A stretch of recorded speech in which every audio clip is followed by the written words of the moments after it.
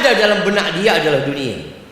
Urusannya Allah bikin ruwet ketika ambisi dia dunia. Walam ya'tihi minad dunya illa ma qaddara lah. Dan dunia tidak akan datang kepada dia kecuali sesuai dengan takaran yang diberikan kepada dia.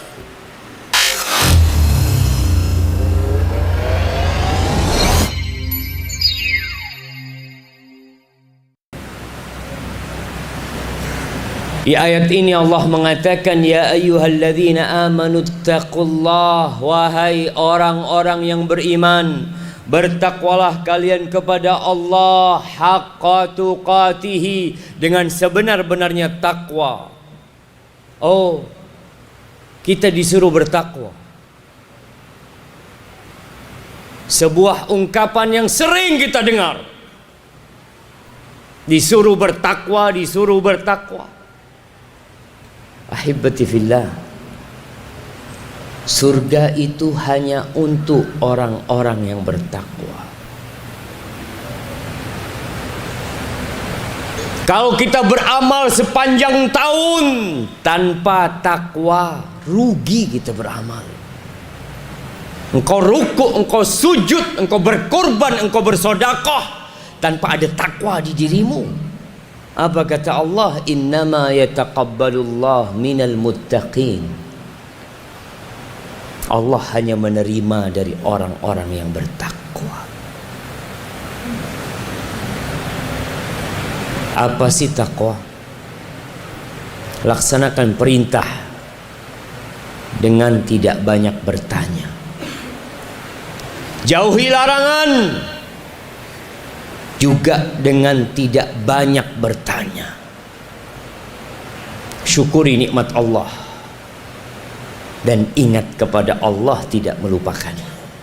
Wala tamutunna illa wa antum muslimun. Dan kata Allah, kalian jangan mati kecuali dalam kondisi Islam. Kita bakal mati jemaah. Tapi usahakan ketika malaikat pencabut nyawa datang menjumpaimu, engkau dalam kondisi Islam. Jamaah rahimakumullah, kenapa kita ada di tempat ini? Kenapa kita meninggalkan kampung kita, tinggal di daerah yang jauh dari tempat kelahiran kita? Ada yang kita cari, ada yang sedang kita buru. Apa? Entahlah itu. Kita semua tahu dengan jawaban. Di surah Al-Isra ayat 18, Allah mengatakan, man kana yuridul ajilah. Bicara ambisi, bicara keinginan manusia. Kata Allah, man kana yuridul ajilah ajjalna lahu fiha ma nasha liman nurid. Thumma ja'alna lahu jahannam yaslaha madmuman madhura. Barang siapa yang ambisi kehidupannya adalah kehidupan dunia, yang dia cari dalam kehidupan ini hanya jabatan dunia, hanya pekerjaan dunia. Dia merajut mimpi, menyusun cita-cita untuk dunia saja.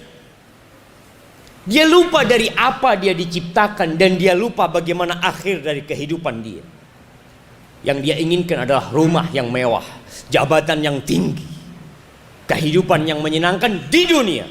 Apa kata Allah? Ajjalna lahu fiha ma nasha liman nurid. Ya, kita akan kasih kepada mereka. Kita akan bukakan bagi mereka kenikmatan dunia ini bagi yang kami kehendaki, kata Allah. Tapi nanti nggak ada tempat buat dia. Kita akan jadikan neraka jahanam tempat buat dia, karena dia tidak pernah berpikir untuk kehidupan akhiratnya. Ibadah dia hanya rutinitas belaka tanpa ada niat dan ambisi untuk akhirat. Dia akan tercela dan penuh dengan kehinaan dalam kehidupan ini. Kata Rasul sallallahu alaihi wasallam, Man kanatid dunya hammahu. Barang siapa yang ambisinya adalah dunia, apa yang akan terjadi dengan manusia pencari dunia? Kata Nabi SAW, ja'alna faqrahu baina ainaihi. Kami akan jadikan kefakiran di depan matanya, di antara kedua matanya, seperti kacamata yang dia pakai kemanapun dia pergi. Dia takut miskin, karena Allah jadikan kemiskinan di depan matanya. Mau tidur yang dia pikirkan dunia. Pagi bekerja, keluar rumahnya cari dunia. Dia berkeringat untuk dunia. Dia pulang lelah ke rumahnya untuk dunia. Allah akan jadikan itu, jemaah. Kalau ambisi kita dunia, sampai kapan kita akan bertahan hidup di muka bumi ini, di tempat ini? Sampai kapan? Kita selalu ketakutan dengan kemiskinan, takut dengan kefakiran. Wasyatatna alaihi syamlah. Ini orang urusannya Allah cerai beraikan. Nggak pernah punya waktu untuk duduk di masjid antara maghrib sampai isya. Nggak punya waktu untuk datang pengajian. Nggak punya waktu untuk melangkahkan kakinya ke rumah Allah, untuk berangkat umrah, berangkat haji.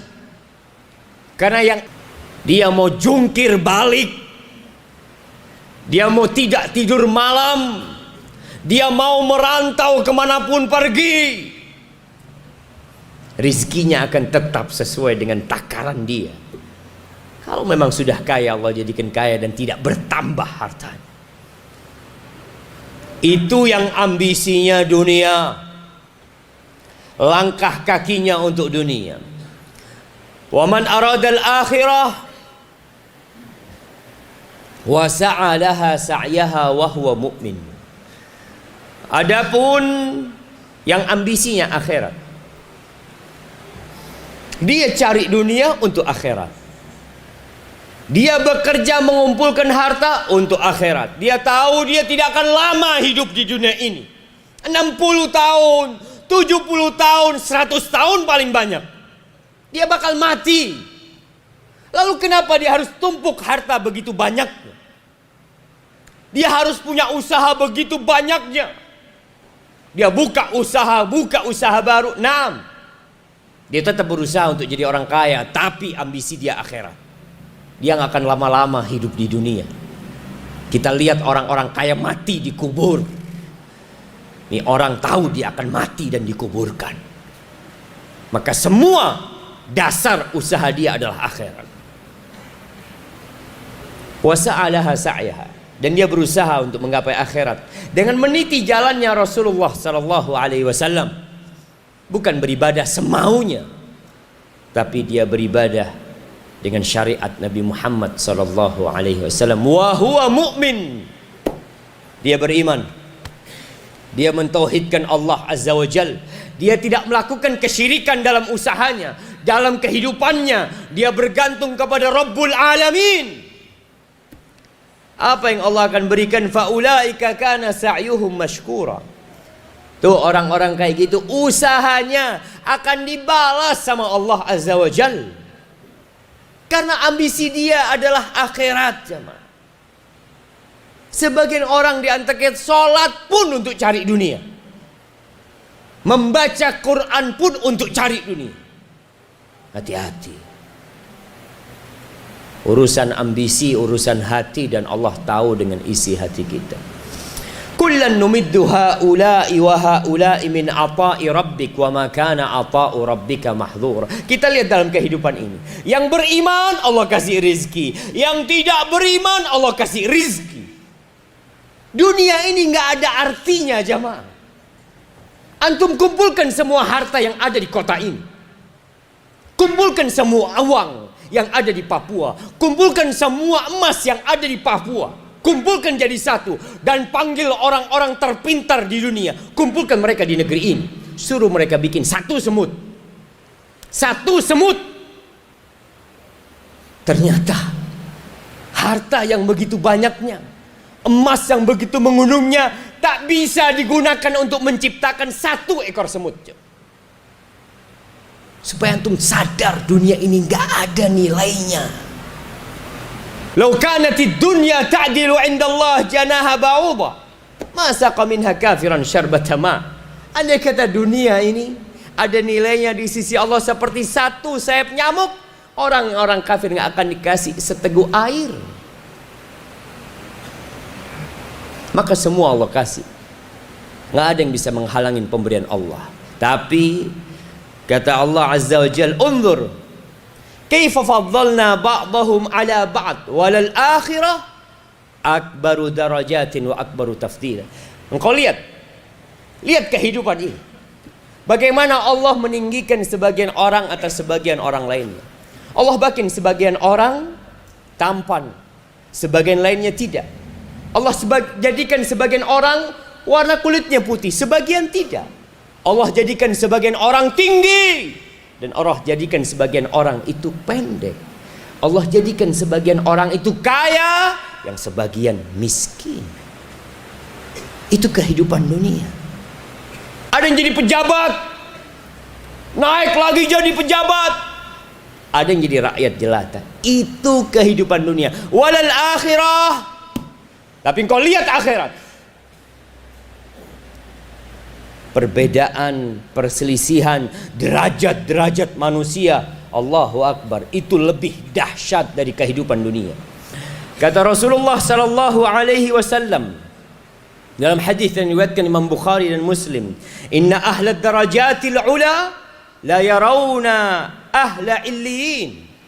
Nanti di surga ada orang-orang yang mendapatkan derajat yang tinggi. Mereka melihat orang yang derajatnya lebih tinggi, kama tarawna al-kaukab al-ghabir, sebagaimana kalian melihat yang namanya bintang di ufuk itu.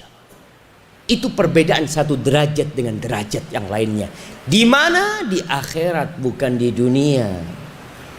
Dunia ini akan hancur lebur. Semua yang engkau bangun, semua yang engkau usahakan, semua yang engkau pegang akan menjadi debu yang berterbangan. Aqulu qawli hadza wa astaghfirullah li wa lakum wa lisairil mu'minin wal mu'minat fastaghfiruhu innahu huwal ghafurur rahim.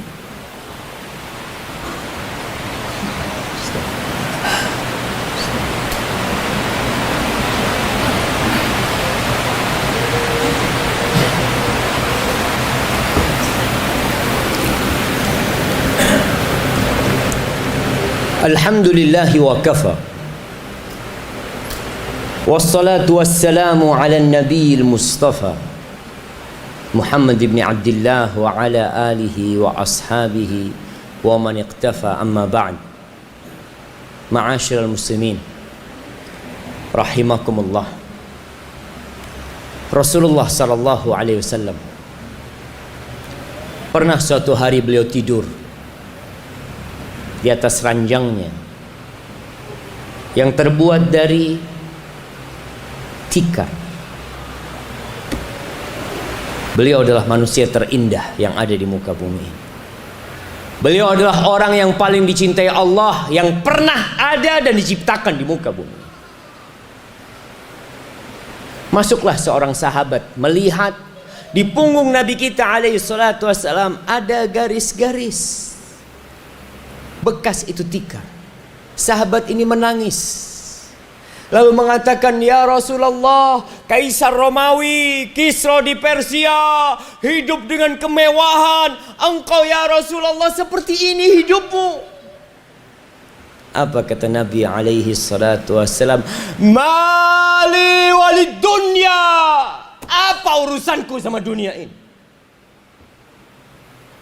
Innama mathali wa mathalud dunya karakibin istadhalla tahta syajarah. Permisalanku dengan dunia ini seperti orang yang sedang melakukan perjalanan, kemudian dia singgah di bawah naungan, singgah di bawah pohon sebentar, thumma raha wa tarakaha, kemudian dia pergi meninggalkan pohon tersebut. Rasulullah sallallahu alaihi wasallam hanya hidup di muka bumi ini 63 tahun dan beliau sudah meninggal dunia. Beliau sudah berada di alam barzah selama 1430 tahun. ada di sana, jamaah. Oleh karena itu Nabi SAW mengajarkan kepada kita dalam kehidupan ini, kun fid dunya ka'annaka gharib aw abiru sabil. Jadilah engkau dalam kehidupan dunia ini seperti orang asing, perantau. Ya, seperti yang sedang ada di tempat ini. Kita perantau. Tapi kadangkala orang perantau itu terlalu enak di negeri rantauan, lupa sama kampung. Au abiru sabil, yang lebih pantas hiduplah di dunia seperti orang yang sedang transit. Lihatlah orang-orang yang hendak menuju ke Makassar, berangkat dari Kepi, naik pesawat turun di Merauke. Dia tidak akan lama-lama di Merauke. Dia tidak akan sibuk bangun rumah di Merauke. Dia tidak akan belanja banyak-banyak di Merauke. Dia akan berpikir, saya mau pulang, saya akan segera ke tempat tujuan kita. Kita pun seperti itu. Engkau punya harta, kirim ke tempat tinggalmu. Bangun rumah yang besar di sana. Dan dunia bukan tempat tinggal kita, jemaah. Ahibati fillah, hari ini hari Jumat. Harinya bersalawat buat Nabi alaihi salatu wassalam. Perbanyaklah salawat buat Rasul sallallahu alaihi wasallam. Baca suratul Kahf. Di akhir Jumat ada waktu yang mustajab untuk berdoa. Mulai kita berpikir, jamaah, untuk menuntut ilmu, mencari akhirat kita. Dunia akan kita dapatkan insyaallah. Allahumma salli wa sallim wa zid wa barik wa an'im ala sayyidina wa maulana Muhammadin. Allahumma ighfir lil mu'minina wal mu'minat والمسلمين والمسلمات الأحياء منهم والأموات إنك سميع قريب مجيب الدعوات. اللهم أصلح ولي أمرنا وولاة أمور المسلمين. اللهم أصلح ولي أمرنا وولاة أمور المسلمين. اللهم أصلح ولي أمرنا وولاة أمور المسلمين. اللهم منزل الكتاب مجري السحاب هازم الأحزاب اهزم أعداءك أعداء الدين يا رب العالمين. اللهم انصر إخواننا المستضعفين في كل مكان. اللهم انصر إخواننا المستضعفين في كل مكان. اللهم انصرهم وأيدهم يا رب العالمين. ربنا لا تزغ قلوبنا بعد إذ هديتنا وهب لنا من لدنك رحمة إنك أنت الوهاب. ربنا آتنا في الدنيا حسنة وفي الآخرة حسنة وقنا عذاب النار.